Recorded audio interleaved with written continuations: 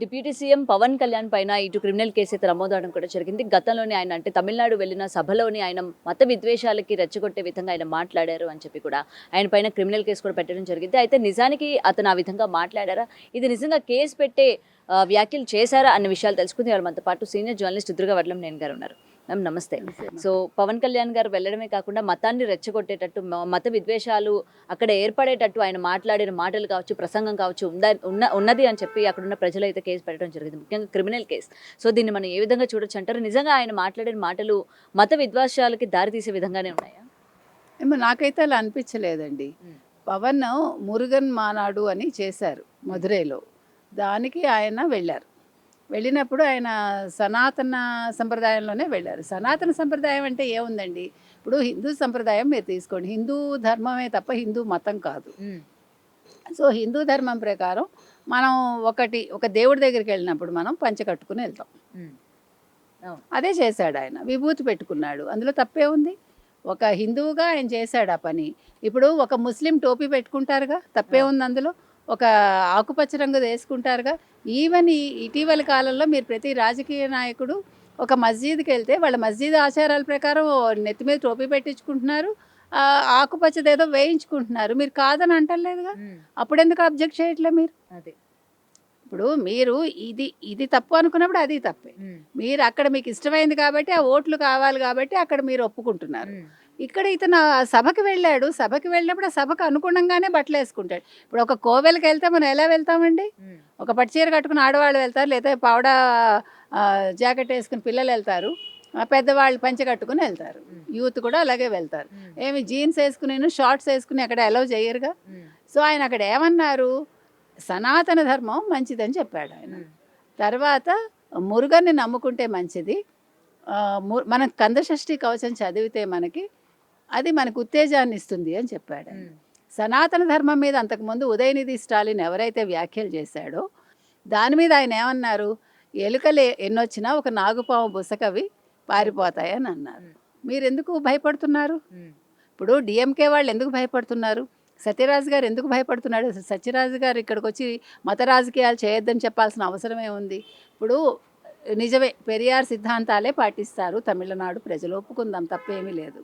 ఒప్పుకున్నప్పుడు వాళ్ళు దీనికి భయపడిపోయి లేదా దీనికి ఆకర్షితులైపోయి మీకు ఓటేయడం మానేస్తారా? ఇప్పుడు ఎలక్షన్స్ వస్తున్నాయి కాబట్టి మీరు భయపడుతున్నారు. ఇప్పుడు ప్రజలు ఏది నిర్ణయించుకుంటారో అదే చేస్తారు. ఇప్పుడు పవన్ కళ్యాణ్ని చూసి వాళ్ళు ఓటు మార్చేస్తారా? వాళ్ళు వేసే ఓటును మార్చేసుకుంటారా? కాదు, మనం డిఎంకేకి వేయొద్దు, మనం ఏఐడిఎంకేకి వేద్దామని, బీజేపీకి వేద్దామని అనుకుంటారా? మీకు అంత భయం ఎందుకని మనం అడుగుతున్నాం. ఈవెన్ చాలామంది రాజకీయ నాయకులు అంటే డిఎంకేకి సంబంధించిన వాళ్ళు కూడా దీని మీద విమర్శలు చేశారు. ఇప్పుడు ఒక అడ్వకేటు దీని మీద వాంజినాథన్ ఎవరు, నాకు పేరు గుర్తులేదు, ఆయన కేసు వేశాడు. మీరు మా రాష్ట్రానికి వచ్చి మత ప్రాతిపదికన రాజకీయాలు చేయకండి అని మనకి ఇతను అడుగుతున్నాడు. ఎవడు? సత్యరాజు గారు. సత్యరాజు గారు, మీరు ఒక నటుడిగా మీరు అన్ని రాష్ట్రాల్లోనూ పనిచేశారు, దాన్ని ఎవరో అబ్జెక్ట్ చేయలేదు. మిమ్మల్ని ఎత్తిన పెట్టుకున్నారు తెలుగు ప్రజలు. మరి మీరెందుకు కట్టప్పగా నటించారు? మీరెందుకు పేరు తెచ్చుకున్నారు? మీరెందుకు డబ్బులు తీసుకున్నారు? తెలుగు వాళ్ళ డబ్బులు తీసుకోకూడదు కదా. అప్పుడు మీరు మీ రాష్ట్రానికే కన్ఫైన్ అవ్వాలి, అవ్వలేదు కదా. కాబట్టి ఇవాళ మీరు కేసులు పెట్టినంత మాత్రాన ఏమీ భయం లేదండి. పవన్ గారు చేసింది నాకైతే తప్పు కనిపించలేదు. ఆయన వ్యాఖ్యల్లో ఎక్కడ మత విద్వేషాలు లేవు. కాబట్టి ఆయన అనేది ఏంటంటే, సనాతన ధర్మాన్ని ఎవరైనా తొక్కేస్తానంటే చూస్తూ ఊరుకోమని అన్నారు. మీరు హిందూ మతాన్నే ఎందుకు విమర్శిస్తారు? నా ప్రశ్న కూడా అదే. అరేబియా నుంచి వచ్చిన మతాన్ని మీరు అనగలరా? అది అందరూ అడుగుతారు. అది మీరు ఒక క్రిస్టియన్ అనగలరా? ఒక ముస్లిం అనగలరా? ఇవాళ జానకి వర్సెస్ కేరళ స్టేట్ ఒక సినిమా, ఆ టైటిల్ మీద వివాదం జరుగుతోంది. అక్కడ జానకి పేరు తీసేసి ఒక ముస్లిం పేరో లేదంటే ఒక క్రిస్టియన్ పేరో పెట్టగలరా? ఒక మేరీ అని పేరు పెట్టగలరా? మనం అడుగుతున్నాం, తప్పే ఉంది?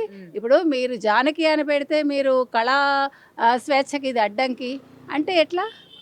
ఏం జానకి ఎందుకు పెడతారు మీరు? కబేళాలోనే ఎందుకు ఆ అమ్మాయిని రేప్ చేయిస్తారు ఆ సినిమాలో కదా. ఇప్పుడు గొడవ అదే కదా.